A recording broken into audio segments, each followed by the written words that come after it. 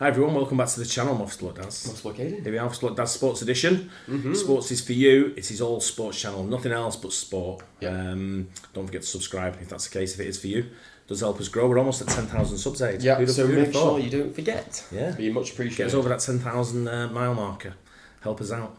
The craziest beefs in NFL history. This will probably be the best sport to have beef in. Oh, it's... for a viewer. We watched that guy yesterday. I can't remember his name now. Yeah, with a B. Perfect. Burfitts. Yeah, he's he's the sort of guy you'd have a beef Montes. with. You'd have a beef with him, wouldn't you? If he was still playing. Mate. Yeah, I'd target him. Yeah, like Juju Smith-Schuster did. Yeah. Absolutely bodied him like that, and then he had got free drinks at the bars. Showing him into next week, didn't he? Hey, brilliant. But yeah, craziest beefs in NFL history. I don't know of any. I'm not sure, no. No, I don't know. I mean, people, I'm sure there's loads. But I'm just thinking of like these two people coming together and trying to hit each other harder and harder. Just like this is the perfect sport for this. Yeah, exactly. Let's get into it. The craziest beefs in NFL history. Everybody loves a good beef. That extra passion when two people that just don't like each other go head to head. Yeah. Today's video is all about feeling the hate. Here are the 10 craziest beefs in NFL history. Richard Sherman versus Michael Crabtree. Before we get to this moment, we need to back up a bit. Before the 2014 NFC Championship game, this beef began at a charity event. Yep, Richard Sherman offered Michael Crabtree a handshake before a charity softball game that Crabtree refused. The two went back and forth, but Sherman never got his handshake. Now, fast forward to the NFC Championship. The two collided for 60 minutes straight, and it came down to one final meeting in the end zone. Sherman made a clutch deflection while guarding Michael Crabtree, which led to a game-winning pick. Immediately after, he found Crabtree walking off and extended out his hand once more. He still didn't get his handshake. Sherman's epic rant was forever immortalized. Well, I'm the best corner in the game. When you try me with a sorry receiver like Crabtree, that's the result you're going to get. Aaron Andrews' face still makes us laugh to this day. Let's be honest, this beef wasn't close. Sherman shut Crabtree down in the prime of their careers and then cut one of the greatest post-game interviews in sports. But he still never got that handshake. Peyton Manning versus Mike Vanderjagt. Before Peyton Manning was a champion and validated as one of the GOATs of the game, he and Tony Dungy's Colts continually fell short of a Super Bowl after multiple incredible regular seasons. The pressure was mounting, and out of left field came Mike Vanderjagt, the Colts kicker.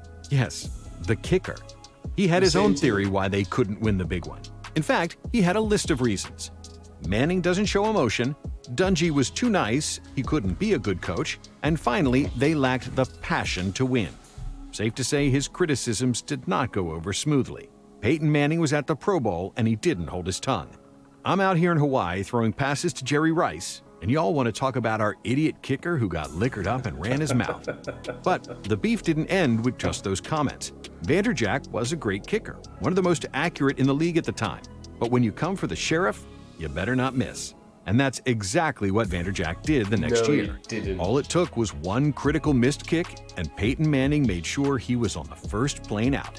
The Colts decided to let Mike walk and instead brought in the greatest kicker in NFL history, Adam Vinatieri. Manning showed that emotion necessary as the Colts won the Super Bowl literally. Vinatieri, was he the one with the longest kick for a while? I remember his name for some reason. Well, it's not the longest kick anymore, is it? No, it isn't. No, but I think he might have had it at the time. He was a great kicker. I remember his name. I'm not sure who kicker. he is. I think, does the kicker get the most points in the season? Must do, right? Maybe. I don't know though. I'm thinking a kicker will probably get the most points. What do in the they season. probably averagely get? Like around 6 to 10 points a game. Yeah, who else gets that? You'd have to get a touchdown every game, wouldn't you? Pretty much to compete. That's a good question. I think just let us know in the comments if the kicker is the highest point scorer in the team. I bet he is. Probably. Yeah, I bet it is. It's funny how they won the Super Bowl the next season though after he left. I know, right? I know. The year after Vanderjagt was gone. Joe Montana versus Steve Young. Ooh.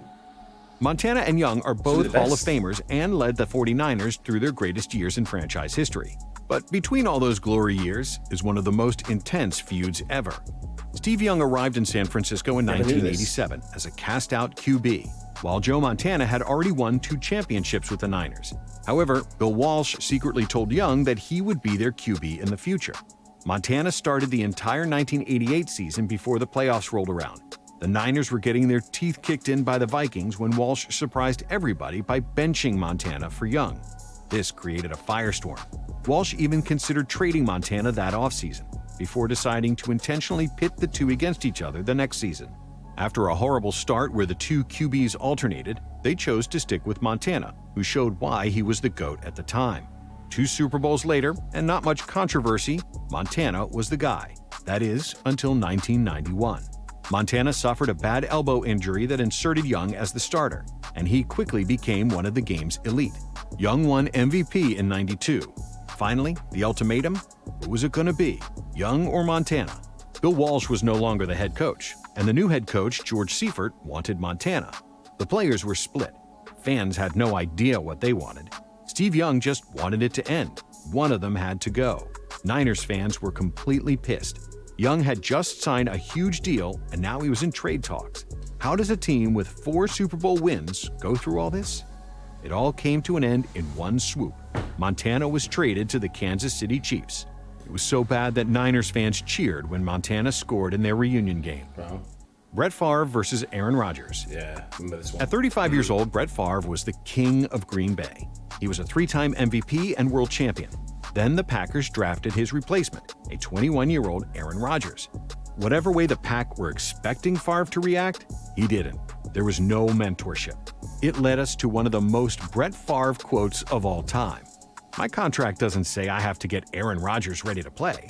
Now, hopefully he watches me and gets something from that. Safe to say, Favre wasn't ready to give up his mantle just yet. I love Brett Favre. I think he was a great player, but at the same time, Is Aaron Rodgers the better player? Because I don't actually know how good he is. Brett Favre was very good. Aaron Rodgers won a championship with Green Bay, didn't he? I think so, yeah. Yeah, Brett Favre. I think he won. Did he win 2 with Green Bay? No idea. Can't remember. Brett Favre was the GOAT at the time.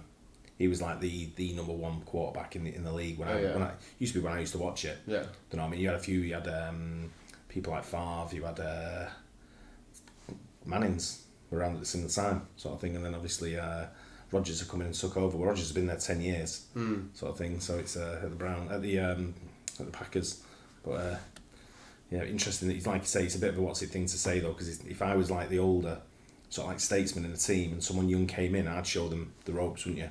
You'd prepare them to be your successor. Oh yeah, it's like 100%. In any business. 100%. It's like in any business, you bring people in to be your successor. So is he actually a little bit mad that they've drafted a quarterback? Yeah. He wants to be the number 1 forever. Even though he's old though, right? Yeah, he was pretty old at the time. He was an older guy, yeah. Especially when Rodgers came in, he was ending his career. He was coming towards the end of his career. I can't remember where he went afterwards. Yet, and he was pissed off that the Packers were pushing him out. When Rodgers and Favre met, Rodgers' first words to him were, "Good morning, Grandpa." Sheesh. That didn't help That's the funny, uncomfortable that. feeling. Rodgers was cocky as a rookie and wasn't going to back down. Favre played cruel pranks on Aaron, and Aaron would bring up Favre's poor Wonderlic scores in position meetings. When asked if they hung out, Rodgers said, "Seriously? I don't even have his number." Favre watched as his entire regime of coaches and players slowly faded away before he retired and gave the reins to Rodgers. Until he wanted to unretire, that is. Thankfully, time has healed the beef, and Rodgers might even have a bit of understanding for how Favre felt. Looking at you, Jordan Love. Jalen Ramsey versus Golden Tate. Out of all the NFL beefs, this one might be the most personal. Yeah. Ramsey has a reputation as a brash, trash-talking, and all-around not nice guy on the football field. Well, he happened to enter the league as the boyfriend of wide receiver Golden Tate's sister, Breonna Tate. Ramsey had 2 children with Tate's sister before deciding to end the relationship while she was pregnant. It came out that Ramsey left Breonna for a Las Vegas dancer. Ouch. When Golden Tate saw the public image of Ramsey and his new girl together, he replied, "He know he gonna have to see me. I'm not happy at all with the disrespect he shown my sister, the way he treated her." It was only a matter of time before the two met on the field. When the Giants played the LA Rams, Ramsey dominated on the field with a shutdown performance and a hit on Tate that felt just a little personal. But the real moment came after the final whistle of the Rams' 17-9 win, when Tate ran straight up to Ramsey and started a massive brawl. The two had to be separated after the scuffle, leaving the fans wanting more. Safe to say, this beef probably isn't over. Mike Ditka versus Buddy Ryan. Mike Ditka was hired as the Bears head coach in 1982, and after some convincing from ownership, he kept Buddy Ryan as his defensive coordinator from the last staff. The two never got along, and Ryan did everything he could to beat the living crap out of Ditka's offense in practice. Ryan even acted like the defense was his team and the offense was Ditka's. The offense and defense traveled on separate buses, attended separate meetings, and followed separate codes. Ryan stated, "Every now and again, when things weren't going well on the field, Mike would come by and make some suggestions. I'd just tell him to go blank himself, and he'd turn around and walk off." This wasn't just any team, though. During a stretch in the 80s, the Bears won 35 games and lost just 3. And the 85 Bears defense is widely... Ever since I've started looking at NFL and know anything about it, I've never seen the Bears be good. Do you know what I mean? Mate. Of course they were back in the... You've told me they were back in... Yeah, when they had Walter Payton and William Perry, people like that was the Bears was one of the teams that first came over to the UK. That's what got UK fans into NFL. Yeah. Was the Bears, I think. Bears and probably Dolphins. The Dolphins with Dan Marino, yeah, and the 49ers with Steve Young and Joe Montana. You know, they were like the key people. They were the key figureheads in NFL coming to the UK. It just seems like every time I have seen the Bears play or like just seeing the result, they've always lost. It just seems like they've always lost. Well, that's more recently though. When Walter Payton was there, he was probably one of the best, best in the game. And same as William Perry was known as the refrigerator because he was huge. You know, Considered the greatest ever. The rift between the coaches made every practice feel like a game and made the team that much stronger. The night before they won the '85 Super Bowl, Ryan said he was leaving to be the Eagles' head coach, and a rivalry was born. Every time the two teams were slated to play, you would think a championship was on the line. Ditka beat Buddy every time they played, including a divisional round playoff game in 1988 where Favre covered the field. In post-game press conferences, Ryan would frequently credit the Bears' defense, but never the coaching. When asked about Buddy, Ditka said, "He's just jealous. Empty tin cans make the most noise." It got to the point that their players said they should just go to the parking lot and settle it. Talib versus Michael Crabtree. A beef built around a chain. Talib was tired and annoyed by a chain. So guess what he did? Rip it right off Michael Crabtree's neck. And that's what started one of the craziest receiver-corner beefs we've ever seen. If he wears it, I'ma snatch it, and I did.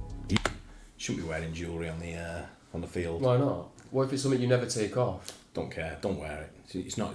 It's a danger, number one, and it could cause injury, and it's just not. You don't wear it. How's it going to cause injury? Because they've got massive helmets on. You choke them. It's around the neck. Someone grabs it and pulls it tight without knowing if the hand catches underneath it, for example, it might choke them. Yeah, true. That's a good point. There's a danger with wearing jewellery. Don't wear it. Right? You're playing sport, man. Just take it off, leave it in the locker, let's get on the field. You don't need to be coming out like Gianni Versace. You know what I'm saying? He didn't say nothing to me, he just cried to the ref, Talib said. Crabtree didn't want to get kicked out of the game, so he didn't retaliate. "You aren't tough," Crabtree responded. A year later, they met again. Even though Talib said he wasn't worried about Crab Boy's chain, as he called him, as soon as they met, Talib snatched it like a man possessed. Crabtree didn't let it slide this time, and it was on. Crabtree drove Talib out of bounds before they started throwing haymakers on the Denver sideline. It spilled over, knocking personnel out, and players on both sides joined. Just as things looked to get under control, Crabtree and Talib found each other again, and we got about 7 seconds of a boxing fight. Crabtree connected to Aqib's helmet before ducking his punch. The two were immediately ejected from the game and suspended the next. It gave us one of the wildest moments in NFL history. Imagine seeing that live. Odell Beckham Jr. versus Josh Norman. Odell Beckham Jr. and Josh Norman simply do not like each other. Norman came into their first meeting wielding a baseball bat in pregame, and that sent the passionate OBJ over the edge. He was out for blood. Every play ended with the two being forcibly separated by officials and other players. Then it became flags thrown, and then it ended up with one of the dirtiest attempts we've seen, when OBJ came back 15 yards to spear a defenseless Norman. The two combined for 5 personal foul penalties in the game. Norman felt he cracked the hero image that OBJ had, saying, "I hope I pull back a mask. I hope I pull back the face of what this dude really is." And OBJ was suspended for his actions. The clash only grew over the offseason, with Odell sending indirect shots at Norman on social media, and Norman calling OBJ just okay when asked about him. Odell claimed that Norman was only relevant because of him, to which Norman responded that Odell was only relevant because of a catch. It all got even more interesting when Josh Norman signed to the Giants' rival, Washington. Although the media hyped it up, not much materialized when the two met on the field again. Terrell Owens versus Donovan McNabb. Terrell Owens was brought to the Eagles to give Donovan McNabb a premier target at receiver. What he gave them is one of the weirdest beefs we've ever seen in the NFL. After an electric start, things went south quickly for the Eagles. Two different stories exist for why the beef started. Owens said that McNabb refused to throw to him, and when he asked why, McNabb told him to shut the F up. Where was Terrell Owens before? Was he at 49ers? I don't even know who he is. A wide receiver. Yeah, he was one of them that had a lot to say. Yeah. Terrell Owens. I've got him in my mind. I've got him at the 49ers. Might be wrong. Let us know. McNabb said it was about Owens having to be the central figure of everything. Despite all of that, they were able to make the Super Bowl, but fell short after a heroic effort from Owens where he recorded 9 receptions for 122 yards just 7 weeks after breaking his leg. That offseason, Owens moved into a contract dispute with the Eagles. In an interview, when asked about why he felt he deserved a new contract, he stated, "I wasn't the one who got tired in the Super Bowl." A clear shot at McNabb, who multiple teammates have confirmed was so exhausted he puked in the huddle. McNabb told T.O. to keep my name out of your mouth. See, that was the coach on the left. Oh yeah, it's the Chiefs coach, Andy right? Reid. Yeah. That he puked in the huddle. McNabb told T.O. to keep my name out of your mouth. The beef appeared to be squashed leading into the next season.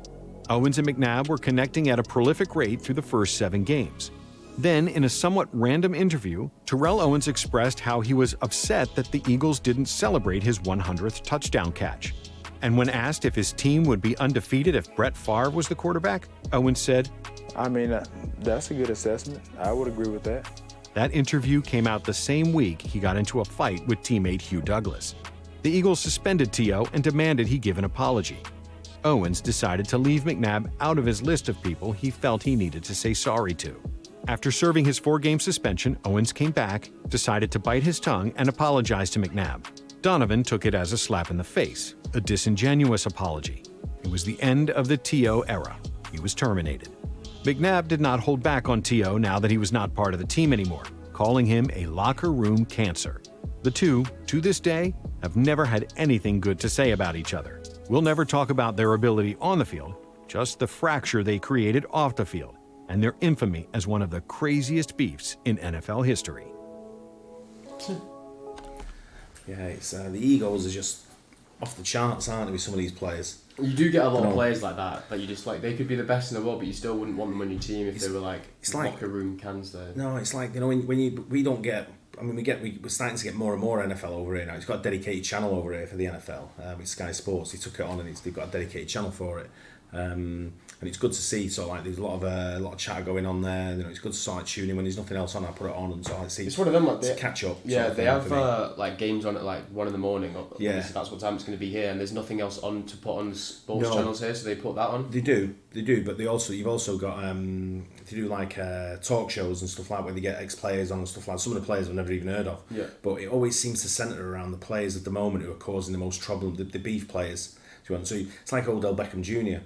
I know him from playing for the Giants, right, sort of thing. But he's always in the news for whatever reason over here, and he's one of them where you're like, what? I don't know, this is kind of irrelevant. Yeah, exactly. Mr. Irrelevant, but he's always in the news, and I'm like, what's he done? Yeah, never done anything, sort of thing. And I want to see players. I want to know if he's even that good. I want to see him talking about Patrick Mahomes or people like that. And so like showing sort of people who have won stuff and doing stuff and let's see highlights of that. I want to see highlights of Odell Beckham Jr. yelling at someone and mocking somebody. Because like before I knew anything about NFL, I didn't really know anything, any players or anyone apart from probably Tom Brady and Odell Beckham Jr. Yeah, and I thought he was like the best player in the NFL. No. Do you know what I mean? Yeah. Just because I heard his name all the time. Yeah, he's one of them. He's in the news because he's a showboater.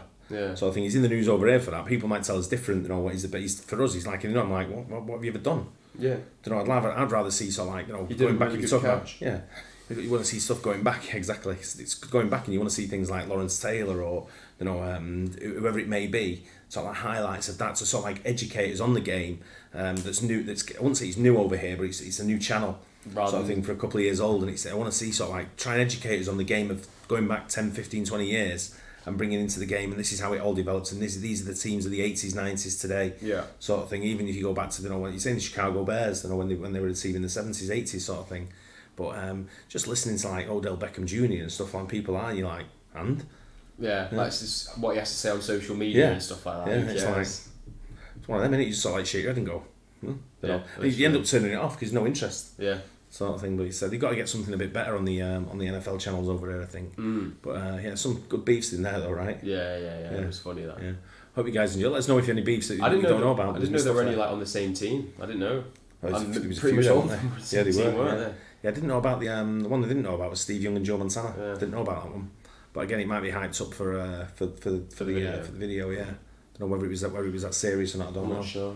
But anyway, let us know educate us, sort of thing, isn't it? Let us know in the comments. We do read the comments, so if you got anything to say, let us know. I hope you guys enjoyed it. Don't forget to like and subscribe. We'll catch you on the next one. Cheers.